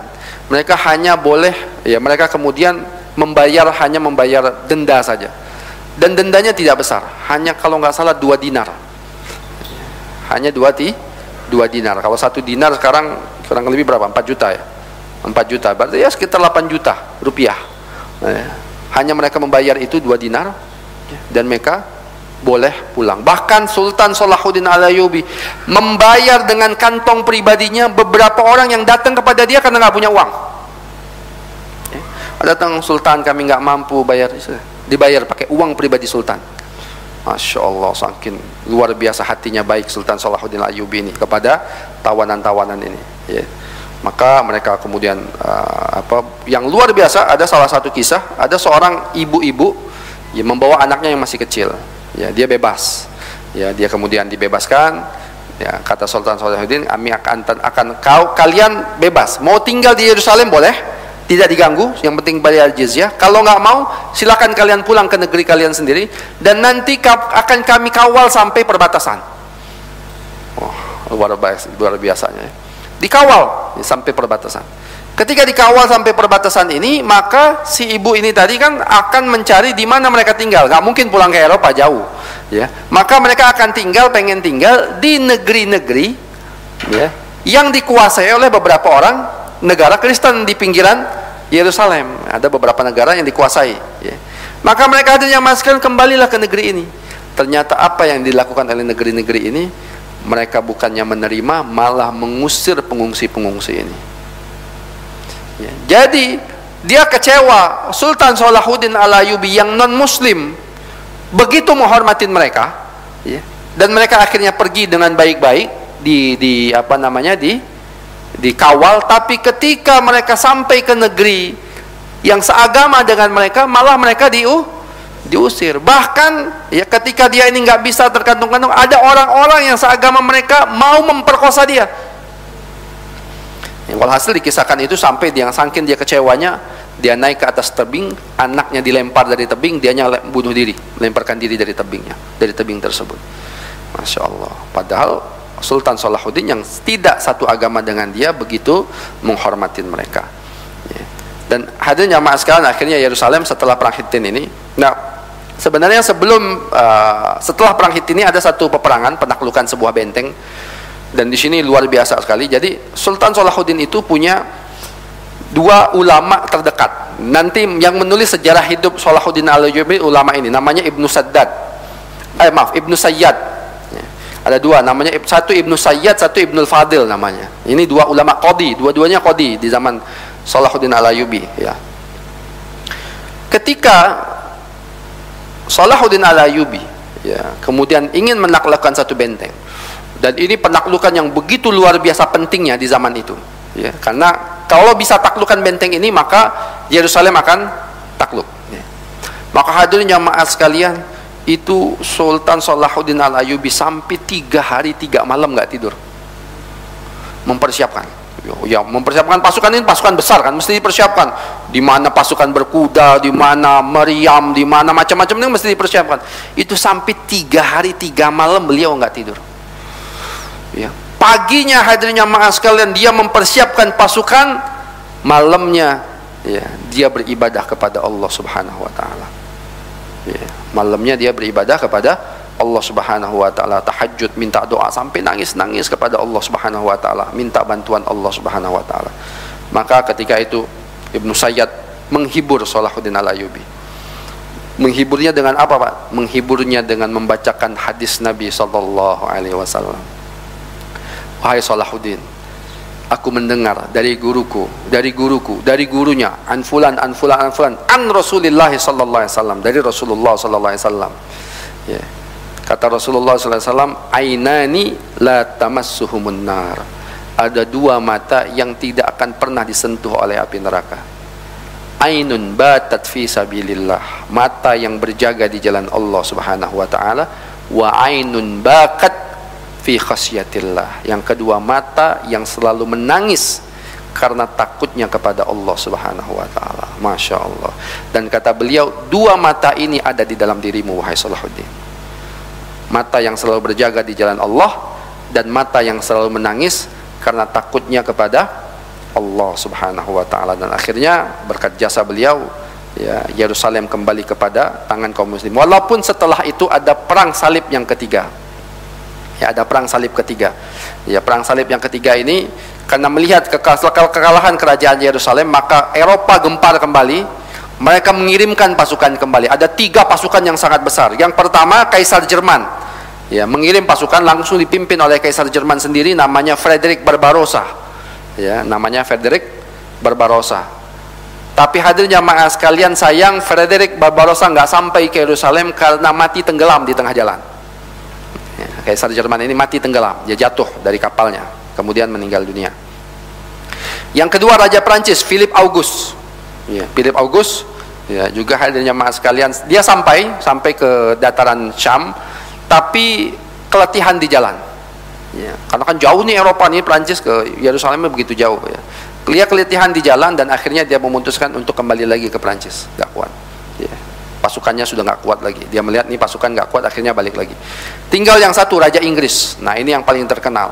Namanya adalah Richard the Lionheart. Ya. Richard the Lionheart. Ini musuh bebuyutannya Sultan Salahuddin Al-Ayyubi, Richard the Lionheart. Ya, kalau di film The Kingdom of Heaven kan terakhirnya itu dia datang, I'm Richard the Lionheart, dia bilang, saya Richard the Lionheart. Ini Raja Inggris, musuh bebuyutan Salahuddin Al-Ayyubi. Dan akhirnya mereka berperang dan Richard kemudian mampu menguasai kawasan pantai daripada Syam. Ya, kawasan pantai itu mampu dikuasai oleh mereka. Ya, ada peperangan yang sangat besar. Sultan Salahuddin Al-Ayyubi sempat kalah oleh Richard, dan terkadang menang, terkadang kalah, terkadang menang. Itu bertahun-tahun peperangan, sampai kalau nggak salah 5 tahun terus perang, kadang menang, kadang kalah, kadang menang, kadang kalah. Ya. Yang luar biasanya, suatu saat dalam kehidupan Richard ini dia sakit keras. Ya. Richard the Lionheart ini sakit keras. Maka apa yang dilakukan oleh Sultan Salahuddin Al-Ayyubi? Dia mengirimkan dokter dan buah-buahan segar kepada Richard the Lionheart untuk mengobati penyakitnya Richard the Lionheart. Padahal musuh dia nih, musuh bebuyutan dia nih. Ya, yang dilakukan apa ketika dia sakit keras? Nggak bicara perang, kirim dokter, kasih buah-buahan segar sebagai obat. Ya, diobatin oleh Sultan Salahuddin Al-Ayyubi, Richard the Lionheart. Sampai beberapa tahun perang, tapi mereka tetap nggak mampu menaklukkan Yerusalem. Ya. Ya. Terkadang Sultan Salahuddin yang menang, terkadang mereka yang menang, ya. Tapi tetap Yerusalem tidak mampu mereka kuasai. Sampai akhirnya, ya karena ini begitu capeknya, bertahun-tahun perang tanpa hasil, akhirnya terjadilah perjanjian damai. Ya, dalam catatan sejarah ada sebuah perjanjian damai pada tahun 588 Hijriah atau 1192 Hijriah, terjadi perjanjian damai antara Sultan Salahuddin Al-Ayyubi dan Richard the Lionheart, ya, kerajaan Inggris ini, ya, dan intinya adalah kaum muslimin tetap menguasai Yerusalem. Ya, kaum muslimin tetap menguasai Yerusalem, tetapi mereka, orang-orang Kristen dari Eropa, dibebaskan untuk berziarah ke Yerusalem tanpa dihalang-halangi dan tidak boleh dizolimi. Dan ini sebenarnya memang keinginan Salahuddin dari awal. Silakan, kata Salahuddin, silakan kalian ziarah, nggak ada yang melarang. Ya. Dan akhirnya terjadi perjanjian sampai suatu saat, karena sudah lama orang Kristen Eropa ini nggak datang, ketika dibuka pintu untuk berziarah, itu yang datang sangat ramai sekali. Yang datang sangat ramai. Ya. Maka ketika itu, ya, Richard the Lionheart takut. Ya. Takut apa? Takut Salahuddin marah. Ini yang datang dari Eropa ini terlalu ramai nih ke Yerusalem. Takut Salahuddin marah. Maka dia kirim surat kepada Salahuddin, wahai Salahuddin, coba engkau buat peraturan. Ya. Batasin itu orang-orang yang mau berziarah. Dia takut nanti Salahuddin marah, batasin. Boleh kalian berziarah atas izin Raja Richard the Lionheart, ya, biar membatasi orang berziarah. Tapi apa kata Salahuddin? Aku tidak akan pernah melakukan itu. Ya, karena kenapa? Nggak mau sedikit pun berbuat zalim kepada orang yang mau berziarah ke Yerusalem. Nggak, itu hak mereka dan silakan mereka berziarah sebebas-bebas mereka. Masya Allah, ini keadilan Sultan Salahuddin Al-Ayyubi. Sampai akhirnya, ya saya tidak perpanjang, dia wafat pada umur 57 tahun, masih sangat muda sekali. Wafat umur 57 tahun pada tanggal 27 Safar 589 Hijriah. Ya. Ia tidak meninggalkan warisan kecuali 47 dirham dan 1 dinar emas. Jadi warisannya itu cuman 47 dirham dan 1 dinar emas. Dia juga tidak meninggalkan tanah, kebun maupun harta kekayaan yang lainnya. Masya Allah, jadi begitu zuhudnya beliau ini. Ya, bahkan dalam salah satu kisah ketika beliau sakit, ya, ketika beliau sakit, ya, ada beberapa pelayannya, beliau minta, ya, di situ ada ulamanya Ibnu Sayyad dan Ibnu Fadil, dua qadi, dua ulama yang selalu dekat dengan Sultan Salahuddin. Ya. Ketika dia sakit, dia minta, tolong ambilkan aku air hangat. Ya, lagi sakit ya, maka pelayannya ambil, ambil, diminum, ternyata airnya kepanasan.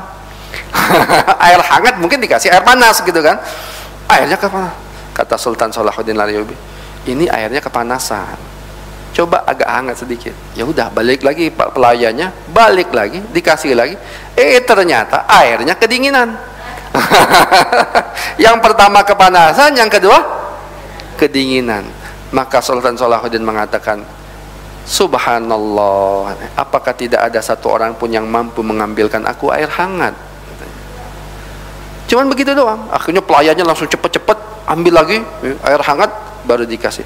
Itu Ibnu Sayyad sama Ibnu Fadil langsung keluar kamar Sultan Salahuddin, kemudian menangis. Dua orang ini menangis.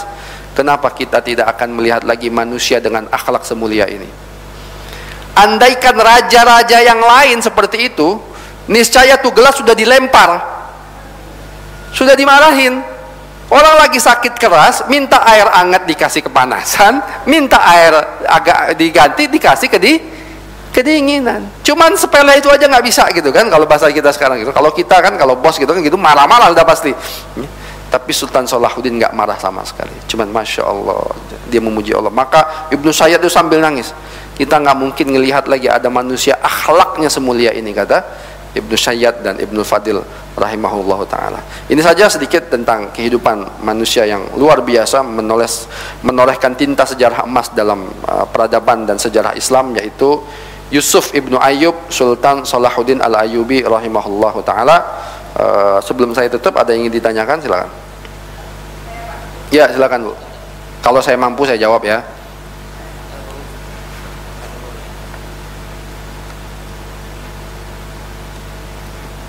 Assalamualaikum warahmatullahi wabarakatuh. Waalaikumsalam warahmatullahi wabarakatuh. Ustadz, ada yang saya tanyakan dari awal kita berbicara masalah hebatnya seorang Salahuddin Al-Ayyubi. Beliau adalah sang pembebas Al-Quds, kota Yerusalem. Dari awal sampai akhir saya lihatin ada peperangan satu dengan peperangan kedua, ketiga, berperang.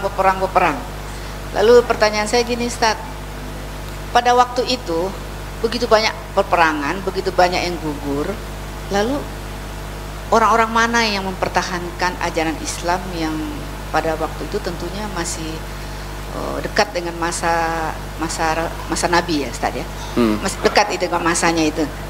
Kenapa kejadian pada waktu zamannya Pak Salahuddin Al-Ayyubi ini mereka berperang gitu loh? Apa penyebab dari mereka itu melakukan peperangan ini? Apa yang diperebutkan dan apa yang akan didapat dari peperangan ini? Yang mana yang jelas-jelas peperangan itu sangat merugikan gitu. Itu satu. Kedua, kenapa pada saat ini yang tadi Bapak bilang bahwa Palestina, Yerusalem ini dari perang salib lalu masuk Salahuddin Al-Ayyubi, lalu menang, lalu kalah, menang. Tapi detik ini kenyataannya kan Palestina masih dijajah. Kenapa masih terjadi itu? Kan pengalamannya udah banyak tuh berperang. Demikian Pak Ustaz. Assalamualaikum warahmatullahi wabarakatuh. Waalaikumsalam warahmatullahi wabarakatuh. Ya, jadi zaman Salahuddin Al-Ayyubi 500 tahun setelah zaman Rasulullah. Jadi Islam sudah tersebar dan sudah mengakar sebenarnya di Jazirah Arab dan sekitarnya ya. Jadi di zaman itu kan Islam sudah tersebar sampai sepertiga dunia, sampai ke Andalusia, sampai ke Spanyol. Ya, kemudian dari sebelah timurnya sampai ke hampir ke Cina. Ya, seperti itu. Jadi itu 500 tahun sebenarnya Islam sudah berkuasa di negeri-negeri tersebut. Nah, tapi kenapa kita bicara kok peperangan? Karena waktu itu momennya memang perang salib. Jadi momennya memang momen perang salib. Jadi yang kita ceritakan ini karena walaupun ya tidak setiap hari perang itu, Bu. Jadi kan antara perang salib pertama dan perang salib kedua itu puluhan tahun jaraknya. Ya, itu puluhan tahun. Kalau nggak salah 90 tahun ya. Ketika pasukan salib masuk pertama kali ke Yerusalem. Ya, kemudian mengalahkan kaum muslimin di sana, sampai kemudian Sultan Khalid muncul dan menaklukkan Yerusalem kembali, itu 90, kalau saya lupa ya, 90 tahun kalau nggak salah jumlah tahunnya. Itu waktu yang lama, walaupun ada peperangan kecil-kecil yang lainnya ya, yang terjadi ketika itu ya. Karena kenapa kita bicara peperangan, karena konteksnya ketika itu terjadi perang salib ya.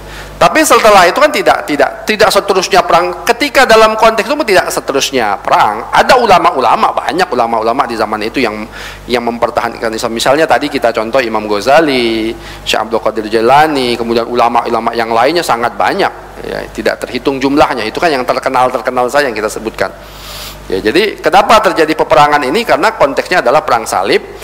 Dan kenapa terjadi perang salib? Karena orang Kristen Eropa ketika itu menaklukkan kaum muslimin yang ada di Yerusalem yang sudah dikuasai 500 tahun oleh kaum muslimin, dan mereka melakukan pembantaian besar-besaran di situ, 70.000 orang sampai mati ya. Maka kaum muslimin sebagai panggilan agama mereka punya kewajiban untuk mengambil kembali tanah yang sudah direbut oleh pasukan salib ini. Nah, gitu konteksnya seperti itu. Kenapa kita bicara tentang peperangan ya, Ibu ya.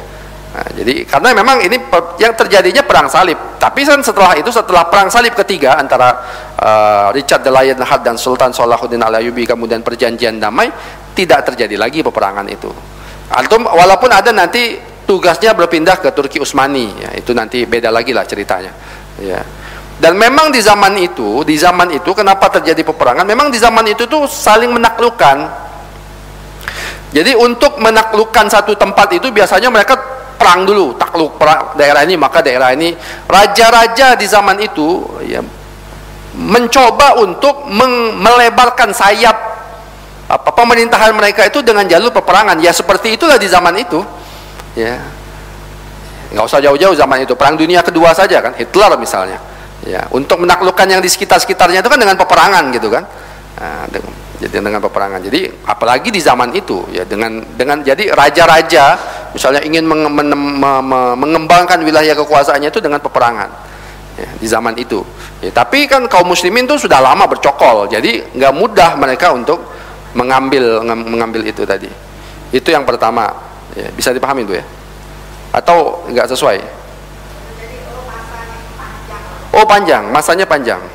Bukan setahun 2 tahun, bukan sampai 90 tahun itu antara peperangan yang pertama sampai peperangan yang kedua. Ya, jadi ketika itu Yerusalem sudah berdiri kerajaan Kristen, namanya Kerajaan Yerusalem. Ya, ada 90 tahun berkuasa di sana. Ya, tapi kemudian mampu dikalahkan oleh Sultan Salahuddin Al-Ayyubi. Itu yang perduka yang kedua tadi lupa. Oh ya, Palestina pada hari ini ya. Ya, sebagaimana yang saya katakan tadi, kenapa pasukan salib kemudian mampu mengalahkan Yerusalem atau mampu mengambil Yerusalem atau Al-Quds dari dari tangan kaum muslimin? Ya, karena ketika itu kaum muslimin yang lemah. Ya, sebagaimana hari ini juga kenapa kok Yahudi mampu menaklukkan Palestina, bahkan mengusir penduduk asli Palestina, dijarah tanahnya, diambil tanahnya, ya, diusir mereka dari negeri mereka, bahkan mereka nggak bisa ya mendirikan negara merdeka sendiri, yaitu negara Palestina. Ya, ya karena kaum musliminnya hari ini lemah, kitanya lemah. Ya, kita nggak bisa nyalain karena Yahudi kuat, ya mereka kuat karena kita lemah, itu aja. Ya, kalau kita kuat juga mereka akan melemah gitu. Ya, makanya kita lihat hari ini misalnya terjadi perbedaan pendapat, terjadi ya ribut di antara kaum muslimin, bahkan ketika kaum muslimin misalnya bagaimana mempertahankan Palestina dari jajahan Yahudi laknatullah alaih, tapi kemudian beberapa negara Arab malah hari ini bekerja sama dengan Israel, Emirat Arab, kemudian Bahrain, Sudan terakhir ya, dan yang lainnya. Ya. Gitu Bu, ya.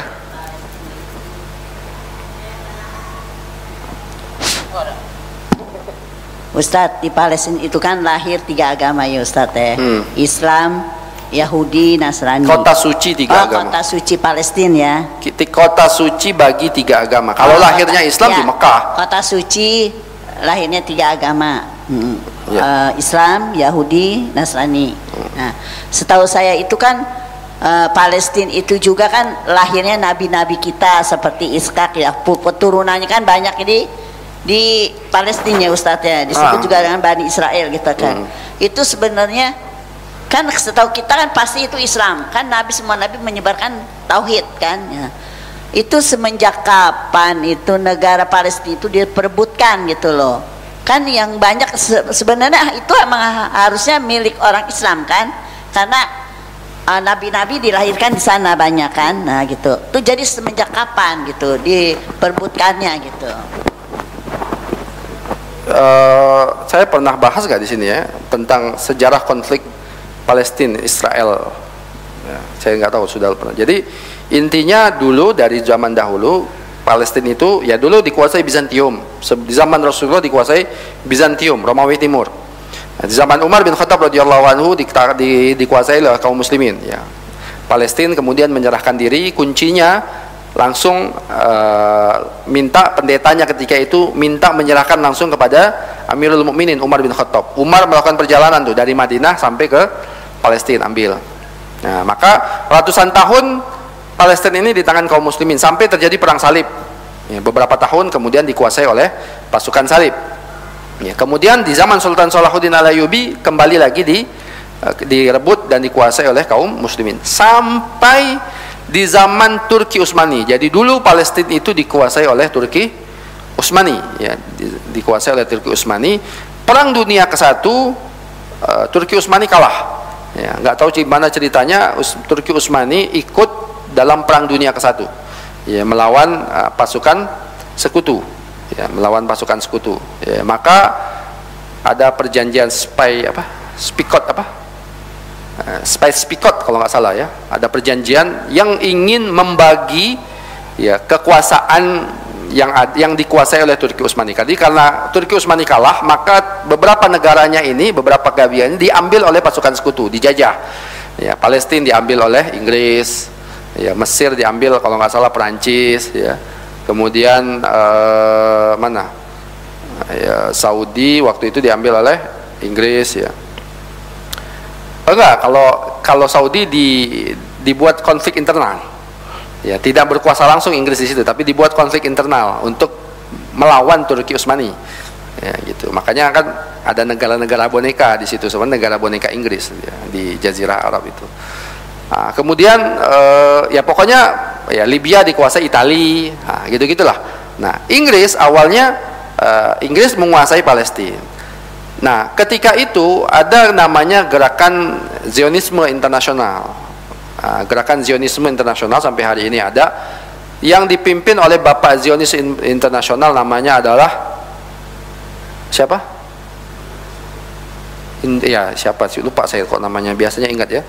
Bapak Zionisme ya, jadi mereka bersepakat Zionisme internasional ini gerakan politik Yahudi yang ingin mengembalikan atau yang ingin mempunyai tanah bagi masyarakat Israel, bagi masyarakat Yahudi ya, bagi Bani Israel. Nggak punya, mereka ini kan tersebar ke Eropa, tersebar. Jadi dulu itu Bani Israel ini tersebar kemana-mana, ada yang di Eropa banyak. Nah, bahkan kalau kita melihat ya, konfliknya itu sebenarnya di Eropa itu konflik antara Yahudi dan Kristen. Konflik antara Islam sama Yahudi itu hanya di zaman Rasulullah. Setelah itu nggak ada lagi konflik. Ya, setelah itu nggak ada lagi konflik. Konfliknya itu antara Yahudi dan Kristen. Kenapa kok begitu? Karena Yahudi tidak meyakini Nabi Isa. Bahkan dia menganggap Maryam binti Imran, ibunya Nabi Isa, adalah seorang pezina dalam keyakinan Yahudi. Nah, makanya Kristen itu paling benci sama Yahudi sebenarnya. Awalnya dulu, zaman dulu ya, sebelum sekarang ini ya. Kristen itu sangat membenci Yahudi karena menurut dalam ya, ada satu buku ditulis oleh Dr. Adian Husaini ya, sejarah konflik Kristen Yahudi. Ya, ada satu bukunya tipis tuh, saya ada di rumah ya, sejarah konfliknya. Ya, jadi Jadi hadirin jamaah sekalian, jadi seperti itu.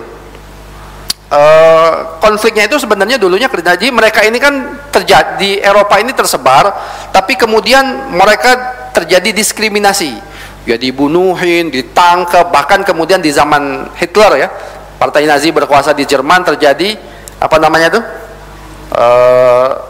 Astagfirullahaladzim, Holocaust. Kalau kita bicara ini kan SMP dulu sejarah ya, Holocaust ya, pembunuhan massal terhadap bangsa Yahudi yang terjadi di Jerman. Maka mereka pengen buat negara sendiri. Akhirnya ketika itu mereka bekerja sama dengan Inggris. Gerakan Zionis Internasional ini bekerja sama dengan Inggris yang dibiayai oleh sebelumnya mereka pernah minta kepada Sultan Abdul Hamid yang kedua, minta tanah Palestina. Minta tanah Palestina ini diberikan kepada bangsa Israel. Tapi kata Sultan Abdul, dan apa namanya, bayar harganya mahal. Ya, apa harganya? Nanti semua hutang kerajaan Turki Utsmani akan dilunasi oleh orang-orang Israel.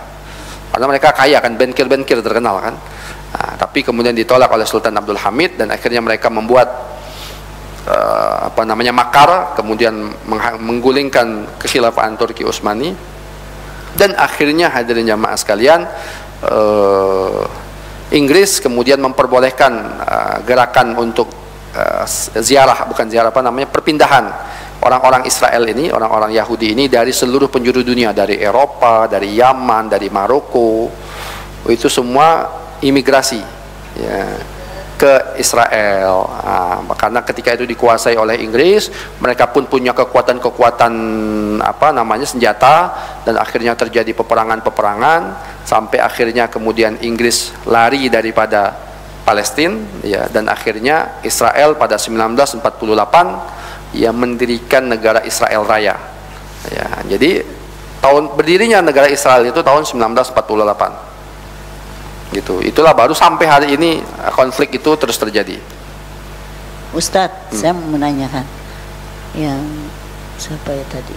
Siapa Ustadz tadi yang Ilyah Mudin yang pengarang buku itu? Imam Ghazali, Al-Imam Ghazali. Imam Ghazali. Al-Imam Ghazali itu kan seorang filsafat juga ya Ustaz ya? Iya, belajar filsafat juga. Enggak kan, Pak, kalau saya pernah baca bukunya, pernah baca sekilas. Kalau saya baca sekilas sih nggak ada penyimpangan ya Ustaz ya. Tapi kalau orang banyak sesat gitu mengatakan Imam ya, ini kan sesat gitu Imam Ghazali. Ya, yang nggak paham Imam Ghazali mengatakan Imam Ghazali sesat. Bahlul aja itu, nggak ngerti Imam Ghazali tapi bicara Imam Ghazali. Nggak usah ditanggapin, Bu.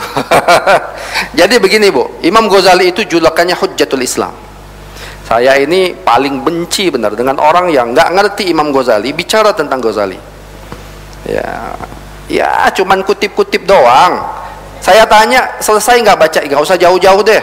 Misalnya kitab Imam Ghazali apa, Tahaffutul Falasi, bacanya mungkin belum tentu bisa kita. Itu buku yang sangat berat. Buku yang sangat berat. Kalau bukan kemampuan bahasa Arab yang sangat mumpuni, nggak mampu dia baca itu. Jadi ini baru pengajian sekali dua kali, dengar ustadznya ngomong Imam Ghazali sesat, ngikut-ngikut, oh Imam Ghazali sesat.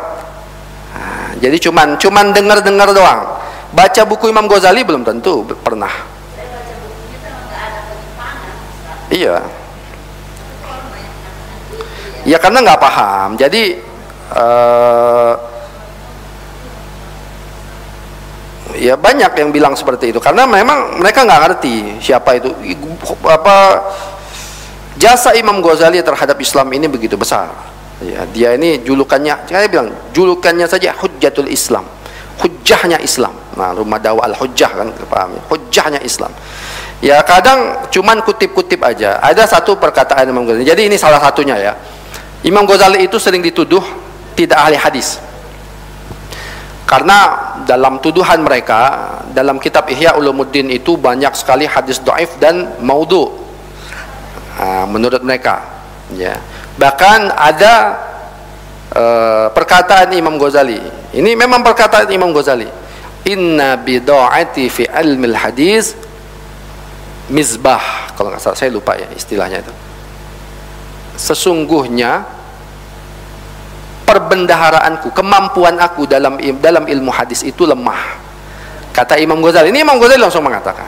Nah, mengakui. Wah, jadi kemudian mereka punya senjata. Nih Imam Ghazali aja mengakuin kok dia ilmu hadisnya lemah. Kenapa kita bela-bela Imam Ghazali? Menurut mereka. Oke, kita bahas perkataan Imam Ghazali itu. Ini ditulis oleh teman saya ya, namanya Ustadz Dr. Ardiansah, seorang peneliti INSIS. Jadi beliau bilang dalam bukunya itu, Imam Ghazali itu mengatakan kata-kata ini kapan? Iya, pada saat masih hidup. Tapi kapan Imam Ghazali mengatakan kata-kata itu? Kata-kata itu dikatakan oleh Imam Ghazali ketika ada seorang ulama ahli hadis, bertanya kepada Imam Ghazali tentang satu masalah dalam ilmu hadis. Dan ulama ahli hadis ini muridnya Imam Ghazali. Sekarang saya tanya, mungkin nggak ulama ahli hadis belajar kepada orang yang nggak punya ilmu hadis? Mungkin nggak? Nggak mungkin. Kalau kita, iya. Kalau kita ini bukan ahli hadis, ahli hadas. Tahu ya? Jadi mungkin nggak seorang ulama ahli hadis bertanya ilmu hadis tertentu kepada Imam Ghazali? Nggak mungkin. Tapi kenapa dia bertanya? Karena dia tahu Imam Ghazali mampu. Tapi kemudian ketika itu Imam Ghazali mungkin tidak punya jawabannya, dia belum mampu. Maka dia bilang, kemampuan aku dalam ilmu hadis lemah. Nah, hadirin jamaah sekalian, bisa jadi kemampuan Imam Ghazali dalam ilmu hadis lemah kalau dibandingkan dengan para ulama hadis. Contohnya Imam Bukhari, Imam Muslim, Imam Tirmidzi, Imam Nawawi. Mungkin kalau dibandingin misalnya Imam Ghazali sama Imam Bukhari, mungkin Imam Ghazali dalam ilmu hadis seperti ini, Imam Ghazali seperti ini. Tapi kalau dibandingin kita, ya jauh, Ibu. Kita mah kan bukan ahli hadis, ahli hadas. Ya, jadi kemampuan hadis Imam Ghazali itu, bahkan ada seorang peneliti dari Syam, ulama masih muda, saya lupa namanya, dokter siapa. Dia khusus meneliti kitab Ihya. Dan ternyata hadirin jamaah sekalian, dalam kitab Ihya itu banyak hadis-hadis sebenarnya ada riwayat, yaitu riwayat Ibnu Abi Dunya yang hilang. Jadi kitab-kitab Ibnu Abi Dunya itu kemudian hilang, ya, yang kemudian sampai sekarang tidak didapatkan di mana kitabnya. Jadi nama ulamanya Ibnu Abi Dunya. Dan ini panjang lah. Teman saya sampai nulis satu buku khusus itu, kemampuan Imam Ghazali dalam ilmu hadis. Ya, jadi kalau ada yang mengatakan Imam Ghazali sesat, karena nggak ngerti Imam Ghazali.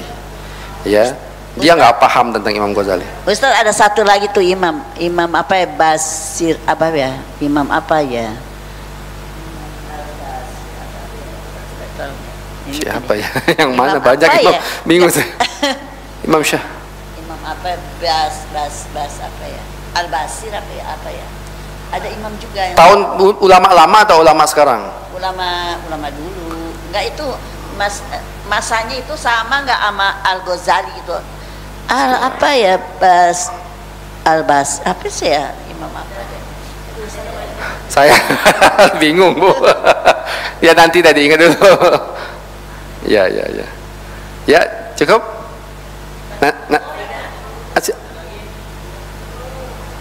Ba'asir, siapa? Abu Bakar Ba'asir. Ya. Nantilah ya, Ibu. Penasaran Ibu. Nanti diingat dulu, Bu. Ya, cukup ya.